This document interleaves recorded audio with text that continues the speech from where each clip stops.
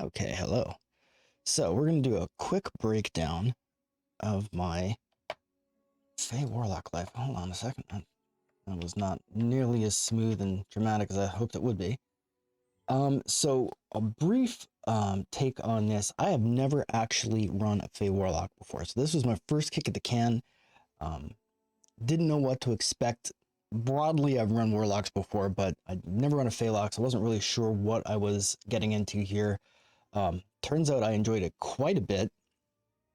It's sort of splits the difference between like a favored soul and a bard in a lot of ways, but not really. It's very much a warlock, but it was a very good time. It was really smooth leveling. The epics were a farce. I just rampaged through epics, which I did not expect at all. So that was surprising. It does have a few quirks that make it a little bit interesting to run and gear, but other than that, it is a pretty good time. So I'm just going to kind of briefly sketch through those. So the first thing you need to understand about a Fey Warlock is that it's using sonic damage, and the sonic damage has a reflex save. So one of those things is not great. Reflex saves are really tough to overcome in DDO. There's so many trash mobs that are super high dex with evasion or improved evasion or both. And so that becomes something of a problem. However, it wasn't that bad. I thought it would be terrible. It really, really wasn't. I managed to blast through a lot of stuff, despite the fact that reflex is a hard save to overcome because Sonic is resisted by practically nothing. I think the only two mobs that immediately come to mind that resist it, I mean, golems resist everything, so bear in mind that golems are always going to be resistant, but golems, the scorpions out in sands, and harpies are the only things that really are resistant to sonic damage. Everything else takes flat damage and possibly even increased damage from sonic. So it was a really good time, even more so than acid, blasting through stuff and just not worrying about whether or not it was going to be resistant, because it wasn't. It was just never going to be resistant, which is pretty amazing. And even the stuff that is resistant tends to be not super resistant, so you're still getting at least some damage off of it, whereas many mobs in the game will take none. Even from acid damage will take 0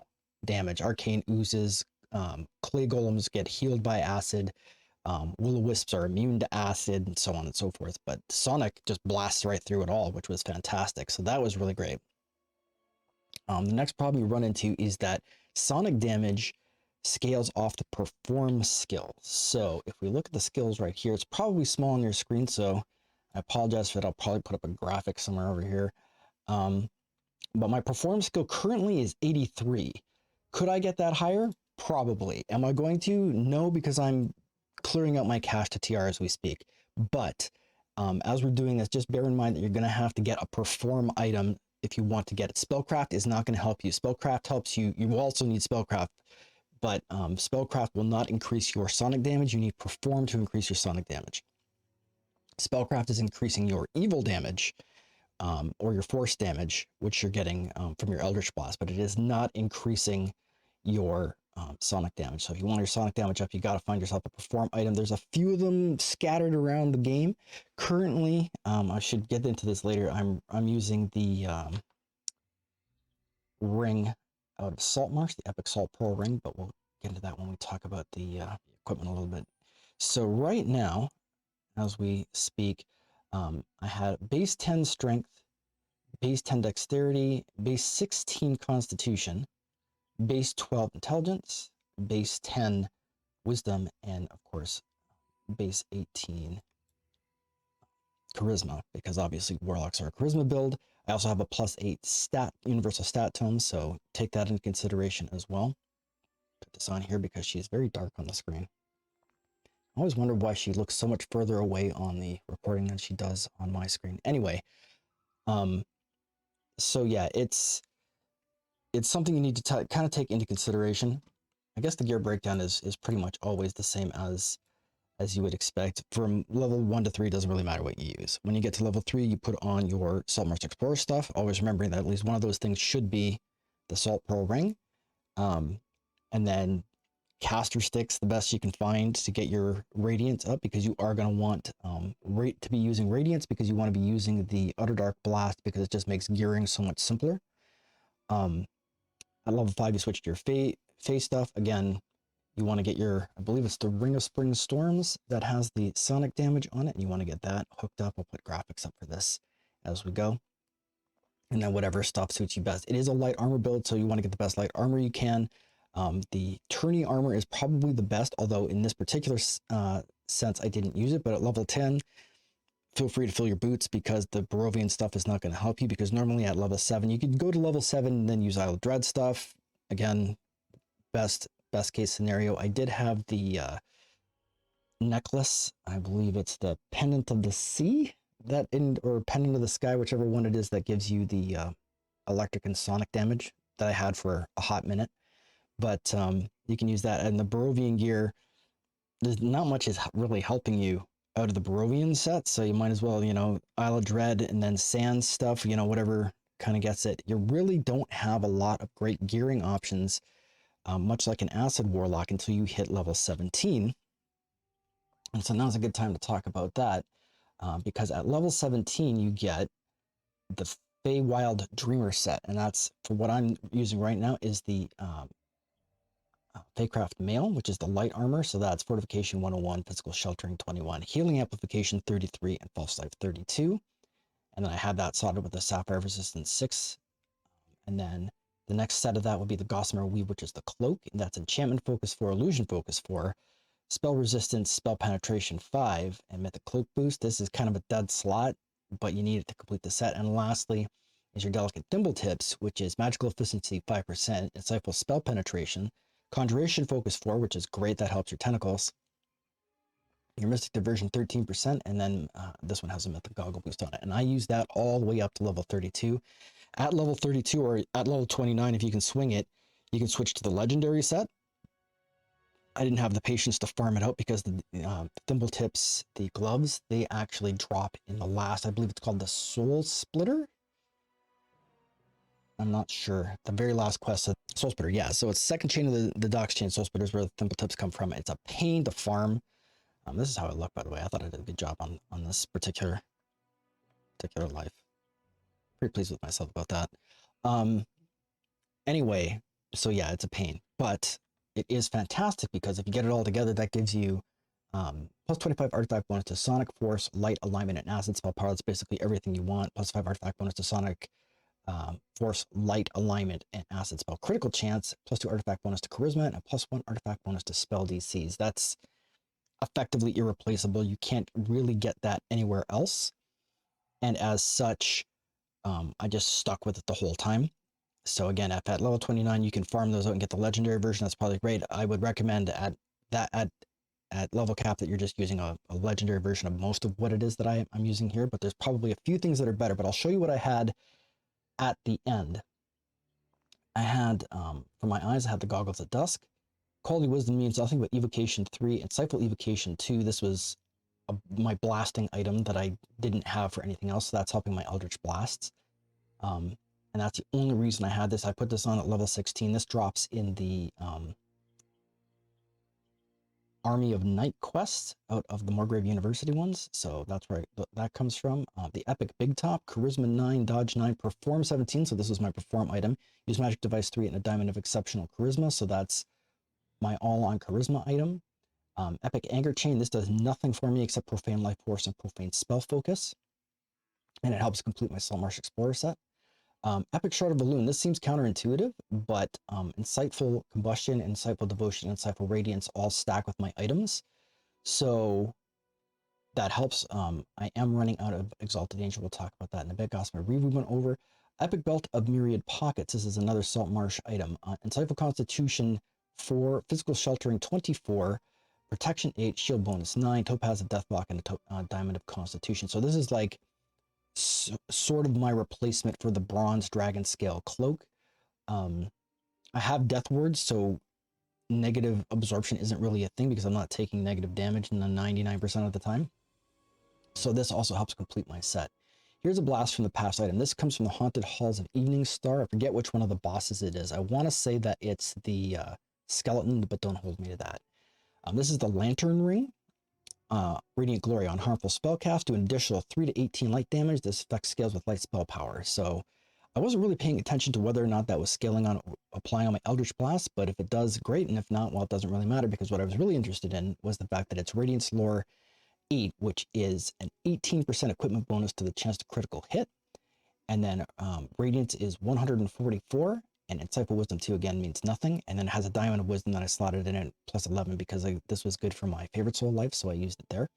And the best part about this is that it's a minimum level 26, which is like way, way higher stats than you would get on the equivalent even legendary gear now. So that's pretty rad. So I slapped that on as soon as I realized I had it. There's a lot of juggling of... she sent me a picture of somebody else driving my car. It's kind of amusing. Not my car, but the same kind of car. I'd have a bright green Mazda 2 that I drive that... so every time we see one, people are like, where are you going? And I'm like, I don't know. So anyway, so yeah, what was I talking about? So anyway, that's fantastic. So you can get it at this. There's, again, a lot of gear shuffling, simply because you get something and then you won't be able to quite squeeze it into your build until you get another piece that you might not get until a later level, which is kind of how this worked out, because for a hot minute, what I had for this, and I don't know if I stuck it back in my bank or not, is I had the Epic Ring of the Archbishop for a hot minute, and I had the Silver Flame Bracers also in this set. But again, once I hit the breakpoints, like I had those until I could get this, and then I put this on, and then that means I had to go back. So anyway, Delicate Thimble Tips, we already talked about these. My Epic Crocodile Skin Boots, put them on at 20, forget them forever. I love these things. Constitution 9, Acid Absorption 27, Cold Absorption 27, Freedom of Movement, always on, fantastic. Acidic Grieving, great. I have this slotted with a Diamond of Strength and a Sapphire of a Crushing Waveguard, just because why not? So that gives me a little bit of strength, helps with the knockdown. Practically not at all, but it makes me feel better and keeps my load light. Epic Salt Pearl Ring. This is, again, another fantastic item. Insightful Charisma 4, Sonic Lore 16%, Resonance 111, Enchantment Focus 4. Fantastic. Sapphire of Defense slotted in that, 24, and a Diamond of Charisma. So again, if I didn't have this, this would be my Charisma item. But they both kind of synergize together, so I'm not terribly concerned about it. I'd rather have redundancies in case I have to swap something. And lastly, I have the Epic Driftwood Bracers on. So that's Insightful Wisdom, Healing Lore 16, Devotion 16, Wizardry 195, and a Sapphire False Life 36. That's slightly better than what I have in my armor. But the only reason I have these, I used to have the Epic Silver Flame Bracers. However, as soon as I hit level 26, it allowed me to swap these over, and that allowed me to have this, which is significantly more radiant spell power. And then the healing at that point, it was a nominal drop, like 10 points, I think, maybe in my healing power. So I wasn't really concerned, but I wanted to make sure I kept my Saltmarsh Explorer set together. And the last piece of the Saltmarsh Explorer is, of course, my treasured Epic Immaculate Globe. That's Orb bonus plus 6, permanent efficacy, superior stability, elemental resistance 30, spell penetration 6, Ruby of Impulse 111, because why not? What you're really after here is the permanent efficacy. It's a 20 plus 20 alchemical bonus to every spell power. So that's all of them. Your devotion, your sonic, everything gets an alchemical bonus.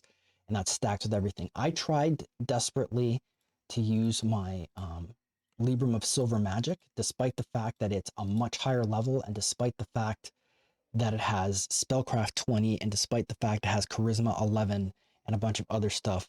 It was still a net loss for me to use that as opposed to using this Epic Immaculate Glow, which to me is ridiculous.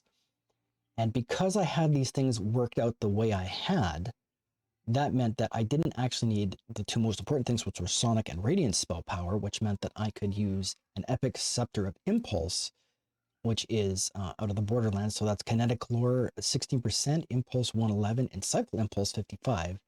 And that's powering up my Force. I could literally have turned off my Radiance damage and gone to Force, and then gone to like a Staggering Blast, or there's another one, the Piercing Blast, I think it is, and been none the worse for wear. But that's also adding damage to both my Arcane Tempest spell and to my Black Tentacle spell, both of which do Force damage, which is great because, again, you want to be versatile with as much as much and as many different types of damage as you possibly can. So that's how that all played out. Again, this is not an optimized build. This was my first kick at the can. This is me pulling stuff out of the bank, trying to figure out what works and what doesn't. But this loadout worked really pretty well for me. Again, I'd taken a lot of time off for hardcore. When I came back, I was sitting at level 23, I think, and in over the course of like the next day and a half, I just steamrolled it all the way to level cap with no problems at all. And I went through some particular, and I deliberately went through and did some of the harder stuff that I knew I'd struggled with on other things just to see if it was whatever, just random. But it turns out it was great. So at Epic again, or I should say at Legendary, perhaps there's better ways to go about doing this, like legendary hats and legendary Saltmarsh Explorer and legendary Feywild Dreamer. I don't know what would replace the Lantern Ring, but I'm certain there's probably something that I'm forgetting. You can get I'm pretty sure there's a legendary Shard of Elune as well, so that would be great. I'm certain there's probably legendary Goggles of Dusk as well. So all this stuff is probably legendary. This, even the Scepter of Impulse. I did have a Scepter of Radiance that I used for a very long time, in case anyone was wondering. But the there's a legendary fusible scepters that comes out of the Morgrave quest in the Lord's March, and you could grab those as well. So that would be your replacement at legendary levels. And that was pretty much it. So let's have a quick look at. Let's see. I always got to consider where I'm going to put my my scrolling stuff over here probably. So this is how it broke down. I have 10, I guess at this point 10 racial AP, which I spent over here. I did take Traditionalist Caster. I always take this because because I know I'm going to be using that Immaculate Globe when I get to Epics. I always take this. So that's just plus 10 universal spell power using an Orber Staff. I never use the staff, but whatever.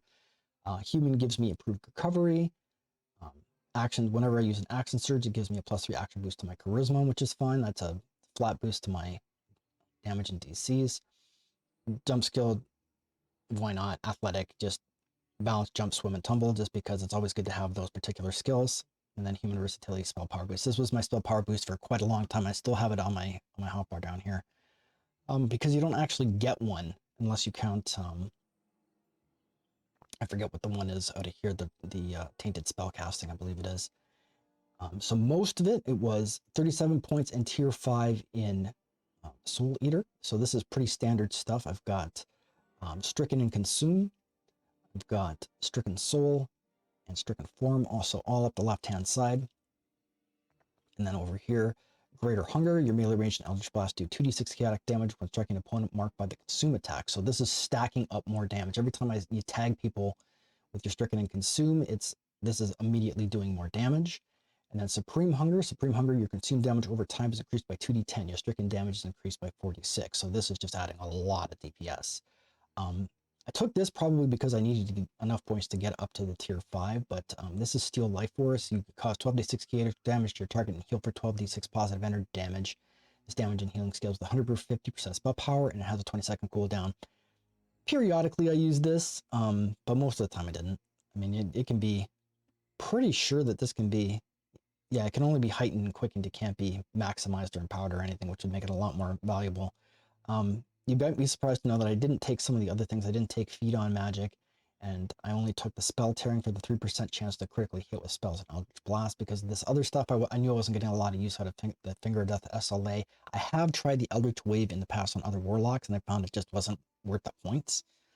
You know, I just didn't get enough mileage out of it. Of course, Cores 1 to 5 didn't take the Capstone because I took Capstone and Tainted Scholar. Again, a very standard run-of-the-mill DPS Warlock build. So 3 points in Planar Power, Utter Dark Blast, Chain Shape. I was using this until I got up here to take Eldritch Blast Cone over here. I also took Taint the Aura, Feeding Frenzy. This is great. Tag something with, I believe, your Consume, and then all of a sudden you're running a whole lot faster. This makes life a lot easier, especially when you hit level 20. All of a sudden you're just sprinting through quests like as if you were riding a horse. It's amazing. Taint the Blood. This reduces, I believe, Fortitude saves. And then Hungry for Destruction is just giving some additional universal spell power. And then 1 point of charisma buy. All right, so Chain Blast until you get to Cone. And then after that, it was just Cone all the way. 2 levels of Efficient Heighten, because I do heighten a lot of my stuff. And by some of my stuff, I mean all my stuff. Enervating Shadow. This replaces your basic Eldritch Blast. Once you get this, your blast shape seeks out enemies and inflicts a negative level 10% of the time. It also scales with 150% of your spell power. So it's 25% stronger than your basic Eldritch Blast, inflicts a negative level, and it's seeking. So you want to do this. This is your boss slayer. Once you know it's all just you and the boss all alone, then you just start unloading. You switch to this and start unloading on them, and you'd be amazed at how fast you can melt bosses with that. Faint Health, of course, this is giving you your charisma as temporary hit points, which is great because your survivability, it's not a tanking build, this is a DPS build, so you're going to want to be careful with your spell points. Stunning Blast, didn't really get that much use out of it, but it is handy when you remember it. Confusion, again, didn't get a whole lot of use out of it, but good if you remember to use it. But what you're really looking for is Bewitching Blast, and your Eldritch Blast has 10% chance to confuse non-boss monsters for 6 seconds. I saw this proccing all the time. This is fantastic, and watching stuff get beguiled and then watching reapers go and attack something that's beguiled because it now counts as an enemy, and because it counts as beguiled, it also counts as charmed, so it's getting your augment summoning buffs if you've got druid past lives or anything, is hilarious to watch. So that was a really good time. 2 points of charisma buy-in, and then of course all of the additional bonus pack dice, and then all the cores and the spells that come with them, and my 1 universal spell point I spent to get myself an illusory sprite because that seemed appropriate for the build.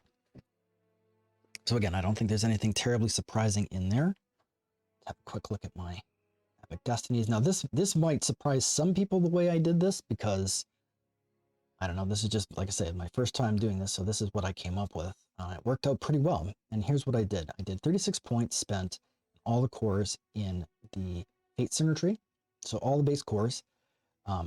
Music of the Spider Queen, 3 ranks. I took the last rank at the very end when I had nothing else to spend points on.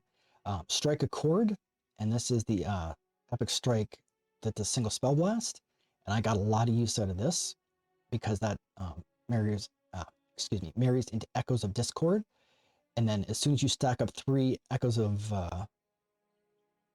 Strike Accords, then you can discharge it, which was regularly doing 10 and 12,000 points of damage at a crack. So this has a very short cooldown on it, a 2-second cooldown, so you can just cling, cling, cling, bang, cling, cling, cling, bang. It's almost as fast, arguably, as just Eldritch Blasting, so it's very, very useful. I found it especially useful on bosses.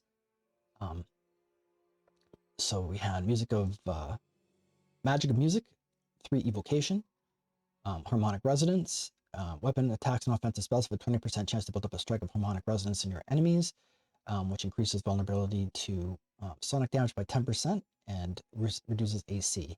This does stack up with your Eldritch Blast. I used to see this proccing all the time, which is great to see. Tune of the Weave plus 2 magical resistance rating. I think I took this right at the very end. Master of Acoustics, 15 sonic spell power. When you cast a sonic blast or reverberate, the damage is increased by 50%. I didn't cast either of those things. I was just after the sonic spell power. Masquerade reduces the cost of your spells by 10%, which was fantastic. Doesn't really matter all that much. I had tons of spell points at the end. I've got 3,228 spell points, so it wasn't really a concern because you're not really burning a lot of spell points on a Warlock, or at least you shouldn't be. I did take Metamagic Attunement Extend. Quality of life just means all my spells are now extended, so when I buff myself, I don't have to do it twice. Although I never had to. By the end, I was running through quests, so like 10 minutes was a long quest. Greatest Shout, this was great. This is actually fun because as an SLA, I wasn't really planning on leaning on it a lot, but I do actually have it on my hotbar now as like slot 4. It does stun a lot of stuff.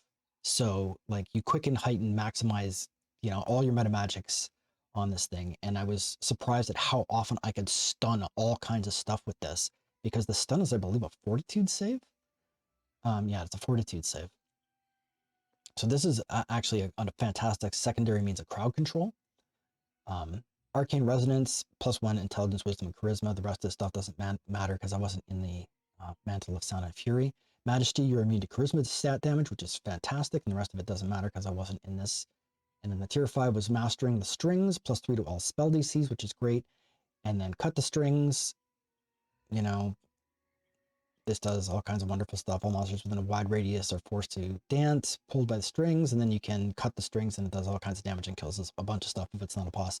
Never used this because I took this at level 32 and I didn't run any legendary content. A handful of points in Unyielding Sentinel, which probably might be a head scratcher for some people, but I do like my defense because the one thing that this build doesn't have is a significant amount of defense or healing.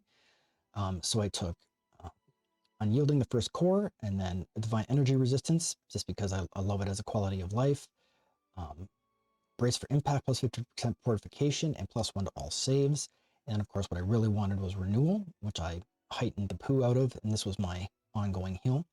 And then the secondary tree that I was doing, so this is the support tree, and this is the main tree, support tree, and this is the secondary tree, and that was Exalted Angel, which people are like, what?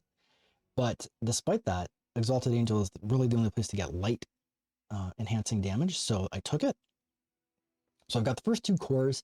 Angelic Charge doesn't mean much because I already have Misty Step, and Heavenly Leap, an option to improve my thing, but again, it didn't really matter. Sun Pillar was the SLA I took. I use this periodically, but not all that much. It's handy to have, but meh. Angelic Form, this is what I ran in the entire time. This was my Destiny Mantle. Born in Flame, plus 15 fire and light resistance. You are 5% in light absorption. That's fantastic. There's more resistances. I'm trying to get up to the next tiers. +6 magical resistance rating and divine protection. Angelic body. While in your Exalted Angel Destiny Mantle, you are immune to natural poisons and natural diseases. Great. I took 3 points of enchantment because I took evocation over here. So I took enchantment over here, and there's a reason to that. Cure moderate wounds mass. This is fantastic because you can use all your meta magics on it. It will accept them, whereas stuff like Renewal will, I believe, only accept Empower Heal, but this one will accept maximize power the whole bit, right? So that's what I used. Although I didn't use it all that much because, again, I wasn't actually running into that many problems. Holy Presence, while you're an Exalted Angel Destiny Mantle and Conscious, you and your allies in close range heal for D4 +1 bonus hit points per caster level and positive healing every 6 seconds. This is great. This just keeps you up forever. Like once you turn this on, it's very difficult to die unless you do something hilariously dumb. Period of Mind and Soul, +15, positive, negative, and repair amplification. That's great and helps your heals out. Enhanced Meta Magic's Quicken. I just wanted to, for the things where I do have them quickened, it just costs less to use that. Angelic Soul, your Exalted Angel Destiny Mantle now grants +10 magical resistance rating and +15 damage absorption to all damage types other than piercing, slashing, bludgeoning, negative, positive, repair, and bane untyped. So basically anything but force or physical. And then of course Blood and Radiance, +10 Firelight, positive alignment, and universal spell power. All those are fantastic because again, it will proc fire damage on occasion out of that Exalted Angel tree, even on your Eldritch Blast. So it's good to have. And I found that that was more than adequate to keep me rolling. So my hotbar is Consume, Stricken, Strike a Chord, Greatest Show, Web, Everard's Black Tentacles, Arcane Tempest, and then my action boost, which are Reaper Memento, Spell Power, Human Spell Boost Versatility, and then Tainted Spellcasting. I also have Wellspring of Power. My feats, go through these really quickly. Destiny feats are Deific Wording, Epic Pact Dice, Epic Spell Power Light, Epic Spell Power Sonic. And my epic feats are Epic Damage Reduction, Intensify Spell, Epic Eldritch Blast, Wellspring of Power. And then my legendary feat was Sign of Celestia. Somewhere in here I have Epic Pact Dice. I'm not sure where that shows up. Epic Past Lives are all the same ones that I always have. Hero Past Lives, nobody cares about that. I'm not doing it. I think everything else was just spellcasting feats, I think, for the most part. So I had Empower, Spell, Heighten Spell, Maximize Spell, Quicken Spell, which is the same for any Warlock / Spellcaster. I do have like the Warlock class feats, so Beguiling Defense, Dark Delirium, Deceive Item, Eldritch Blast, Fey Resistance, which is giving me Sonic Resistance, Misty Escape, which is your Abundant Step ability, which is great. Greater Dispel Magic is Pact Magic, and then Pact Magic Autosphere Dancing. And when I said I took enchantment, this was why. It's because my Sphere of Dancing, which isn't actually on my hotbar, but was for a while, this single-handedly provided like 90% of my crowd control once I had it. You just toss it up. Like undead aren't stuck with it, but you can stick undead with web and tentacles, so that's not a problem. But once you get this made Tumble Rock Pass, which I think is breaking the lines or lines of supply, I forget what they call it, where all the stuff is coming out of that cave and you got to stop it all as it comes in waves out in Stormhorns. I just tossed up dancing spheres, and that just stopped everything in its track, and then it just blasted away with your cone blast. It was a farce, really. Only 2 gnolls slipped around the edges, and then I just ran them down with consume, and it was not a problem at all. So yeah, dancing sphere, but it is an enchantment, so you absolutely want to make sure your enchantment DCs are as high as you can possibly get them, and almost nothing, even the drow, were not running through my dancing spheres, so it was pretty amazing, because that was fantastic crowd control. And again, what that didn't take care of, web and tentacles did, and if by some miracle all of those failed, then Greatest Shout almost always stopped them. So crowd control is very good, and you want to be doing crowd control, and this is one of the things I learned. I'm not really a big fan of, I'm not a crowd control style player, but on a Fey, you absolutely want to be using crowd control to make sure that you've kind of got everything locked down and in place, because you're not going to have the same awesome options for self-healing that you would have with some of the other Warlock packs, simply because the synergies aren't there in epics. So that becomes kind of a thing. But once you figure out that you can crowd control stuff like I did, it was Christmas again. And so I'm just like, wow, I can just freeze everything in place and just blast away at my leisure, and they're going to take monstrous amounts of damage because nothing resists Sonic. So it was really enjoyable once I figured out the play loop, which is basically, if you're not sure, toss up a bunch of dancing balls, stricken consume, and then blast away at everything. It's pretty simple. Warlock is always a very simple play style, which I love about it. It's probably, if it's not my favorite class, it's 1A for sure. But in any event, that was sort of the way I broke that down. Spell choices, I'll go through these really quickly. Warlock doesn't have a lot, but there's all of what 24 whole spells here. Auto's Irresistible Dance, I think that's a pact thing. Hold Monster Mass, I completely forgot I even had this spell. It's not on any of my bars anywhere. Energy Drain seems like a good idea. Again, it's not even on my toolbar anywhere. Greater Heroism, you get that through Tainted Scholar. Sphere of Dancing, that's a pact spell. Fantastic, we just talked about it. Protection from Element's Mass, again, more protection. Waves of Exhaustion, I think I've got it in here somewhere. Yeah, I do have it in there, but I never used it. Death Ward, obviously, that's another, I believe that's a Tainted Scholar one. Everard's Back Tentacles, you always want that. Greater Dispel Magic, this is another pact spell. I found this was handy because it actually did allow me to get the trap bonuses on quests that had spell words. Spell words can be dispelled, so you can just dispel them with the Greater Dispel Magic and get the trap bonus, which is a nice little treat. True Seeing, because I hate not being able to see stuff. Crushing Despair, never used it. I think this is also Tainted Scholar. Dimension Door, always slow, never used it. Stone Skin, because more protection. Blindness, never used it. Blur, more protection.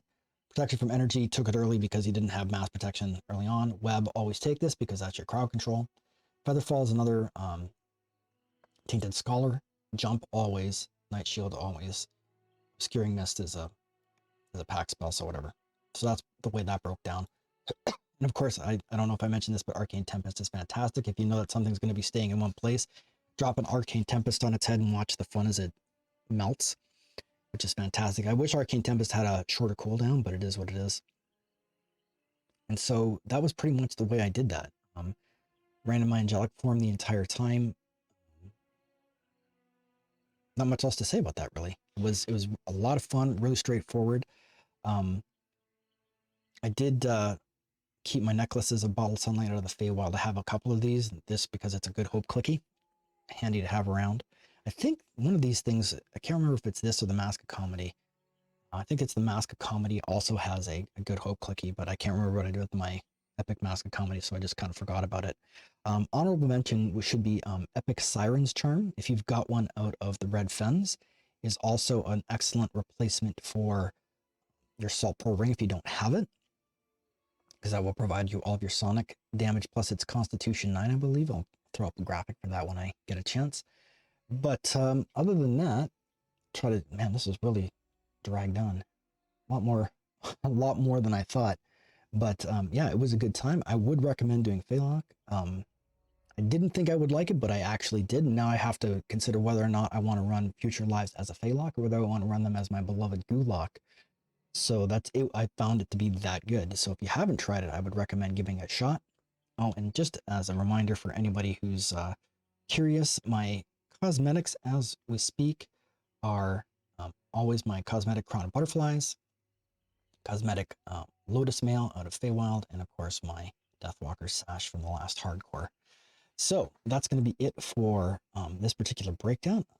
I am going to clear up my cache in TR, and then I will see you again in Twitch stream. There we go. I know I get it eventually. So I hope to see you then. I hope you got something out of this, and I will talk to you all again soon. So take care.